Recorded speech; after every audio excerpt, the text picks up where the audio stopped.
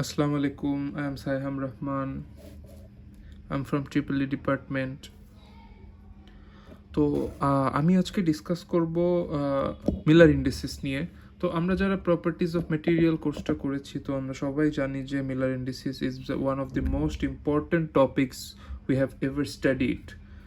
So ফার্স্টে Miller indices আমরা ইন্ট্রোডাকশনে কিছু ইনফরমেশন জানবো মিলার ইন্ডিসিস নিয়ে, যেমন Miller indices was developed by William Miller in 1839.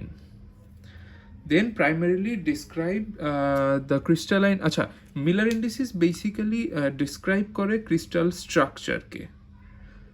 Miller indices আর ইউজ টু ফাইন্ড, মানে ইন্ডিসিসগুলো আমরা ইন্ডিসিসগুলো সম্পর্কে আমাদের জানতে হবে এই জন্য যে they are use to find the position, orientation, direction of the plane.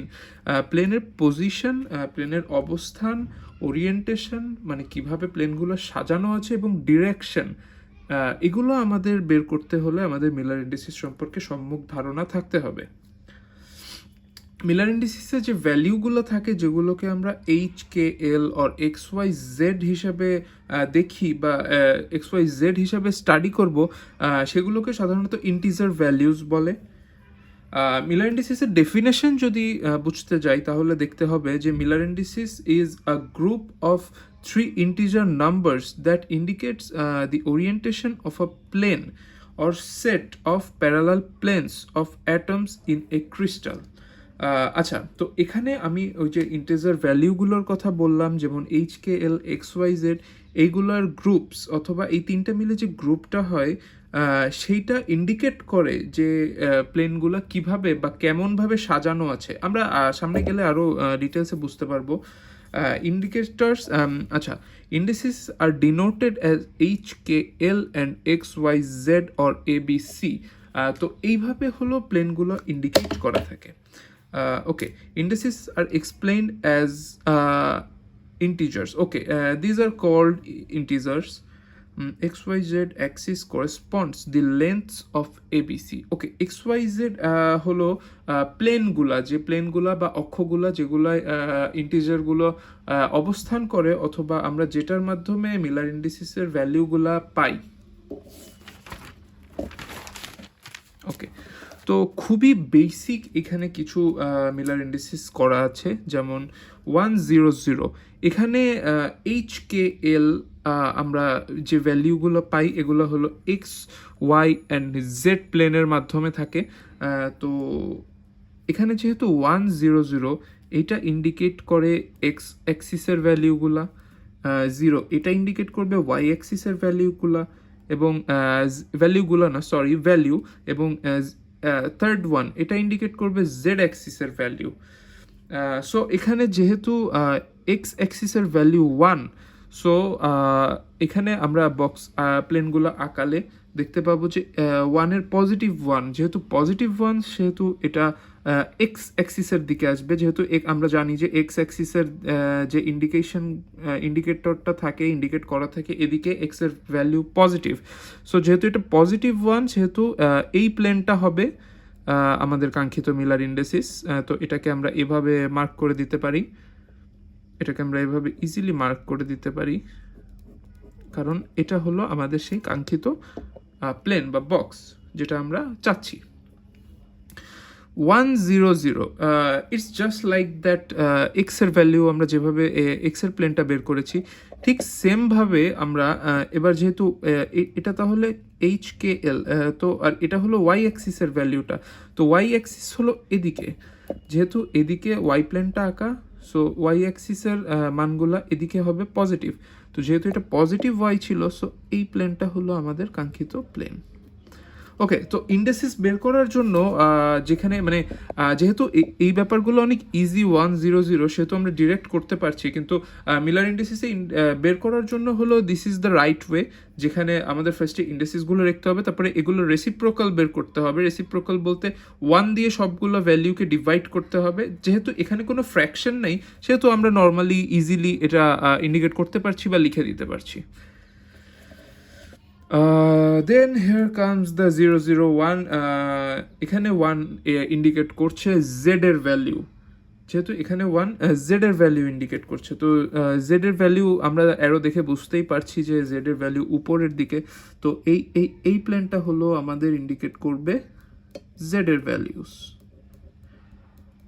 Yes, হ্যাঁ, now it's a twisting point, যেখানে এখানে 2 0 0, যেখানে এক্স এর ভ্যালু দেওয়া আছে 2। আমরা যদি এই ওয়েটা ফলো করি, দেন আমরা দেখব ইন্ডিসিস, এখানে ইন্ডিসিস আসবে 2 0 0। নাও রেসিপ্রোকাল করলে এটা আসে 1/2, 1/0 অ্যান্ড 1/0, যেটা এখানে এই দুইটা ইনফিনিটি আসবে, এটা আমরা বুঝতেই পারছি। এটা আসবে হাফ, হাফ মিনস এই যে এক্স অ্যাক্সিসের পজিটিভ যেদিকে, মানে এক্স অ্যাক্সিসের পজিটিভনেসের দিকে হাফ কাউন্ট করতে হবে, যেহেতু এটা পুরাটা ছিল এক্স অ্যাক্সিস, এই ফ্রন্ট সাইডটা পুরা ছিল এক্স অ্যাক্সিস, সেহেতু এর হাফ নিতে হবে। এর হাফ পয়েন্ট কোনটা? এই যে এইগুলা। তো আমরা এই যে পয়েন্টটাকে আমরা মার্ক করলাম, ইজিলি বলতে পারি this is the half point. Okay, এবার আমরা কিছু নেগেটিভ ভ্যালিউজ দেখব। নেগেটিভ ভ্যালিউজ বলতে এখানে যেরকম দেওয়া আছে 1 বার, আমরা এটাকে 1 বার বলতে পারি। সো 1 বার বলতে বোঝাচ্ছে যে নেগেটিভ 1। এখানেও আমরা ইজিলি ইন্ডিসিসগুলো যেমন প্রসিডিওর সেভাবে বের করতে পারি, 1 0 0, 1/1, এখানে -1 অ্যান্ড ইনফিনিটি। সো যখন আমরা পজিটিভ 1-এ করেছি তখন আমরা দেখেছি যে এক্স এর ভ্যালিউ, এক্স এইদিকে পজিটিভ, যেদিকে এক্স অ্যাক্সিসটা আছে সেদিকে এক্স পজিটিভ, এদিকে পজিটিভ। তো নেগেটিভটা তাহলে কোন দিকে হবে? যেহেতু এদিকে হয় পজিটিভ, সো নেগেটিভটা হবে ঠিক তার উল্টা দিকে, এই দিকটাতে হবে নেগেটিভ। সো আমরা যদি এখানে বারটা না থাকতো তাহলে আমরা এই জিনিসটাকে কনসিডার করতাম, এই পার্টটুকু আমরা ধরতাম আনসার হিসাবে, কিন্তু যেহেতু বার আছে সেহেতু আমরা ঠিক তার অপোজিট দিকে, উল্টা দিকের এই পোর্শনটাকে আমরা আমাদের কাঙ্ক্ষিত অ্যাক্সিস হিসাবে ধরবো। Yes, like this. Okay, let's move on. তারপরে যেটা আছে 1 বার 1, এখানে যেহেতু ফ্র্যাকশন হবে না আমরা যা বুঝতেই পারছি, সো এটা 1 -1 অ্যান্ড 1। এখানে মাইনাস কোনটায় আছে? এখানে মাইনাস আছে হলো এইটাতে, এটা কোনটা? y। সো y এর এই পার্টটা হবে আমাদের কাঙ্ক্ষিত কথা, কিন্তু এখানে দেখতে হবে 1 1 দুটোতেই আছে। সো এক্স এর এই পার্টটাও যাবে অ্যান্ড জেড এর এই পার্ট, মানে এটাও যাবে। তাহলে আমাদের কাঙ্ক্ষিতটা হবে এইটা।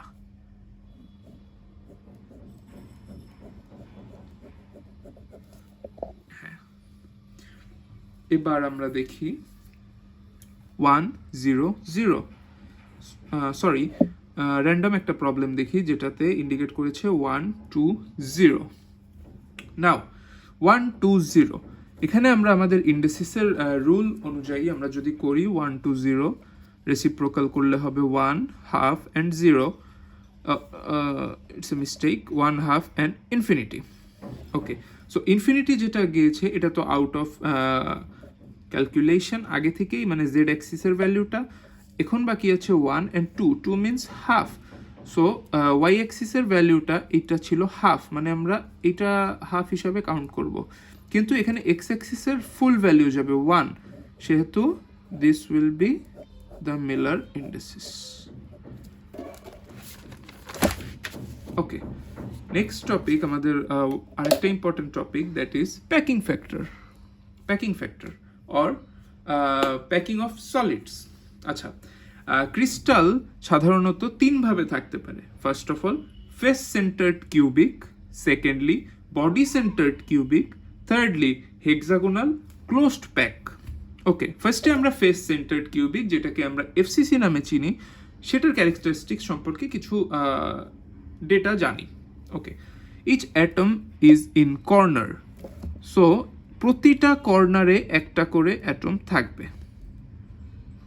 প্রতিটা কর্নারে। হ্যাঁ, তারপরে 1 atom in center of each face, এখানে প্রতিটা ফেস বা প্রতিটা তলের দিকে তলের দিকে বলতে তলের সেন্টারে একটা করে অ্যাটম থাকবে। এই যে প্রতিটা তলের সেন্টারে একটা করে অ্যাটম আছে, এবং 1/8 atom in 8 corner and half atom in 4 planes.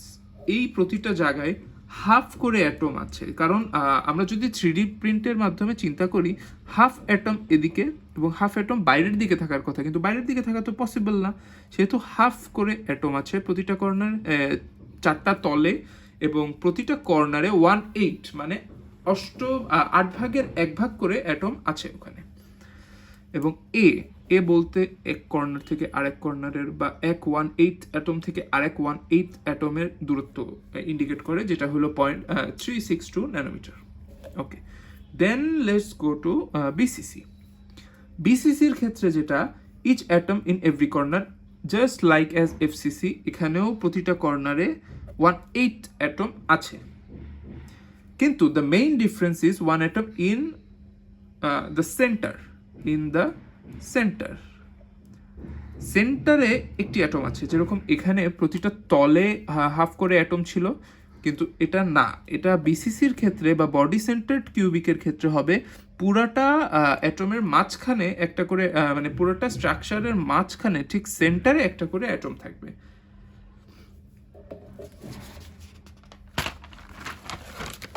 Then our last topic, that is HCP, which is hexagonal closed pack.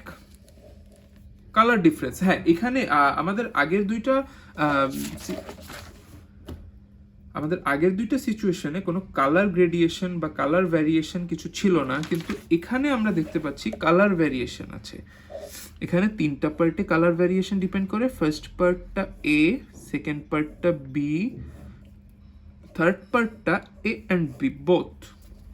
So এখানে আমরা কালার ডিফারেন্স দেখতে পাই, এখানে আমরা এবি অ্যান্ড এবি ভ্যারিয়েশন দেখতে পাই।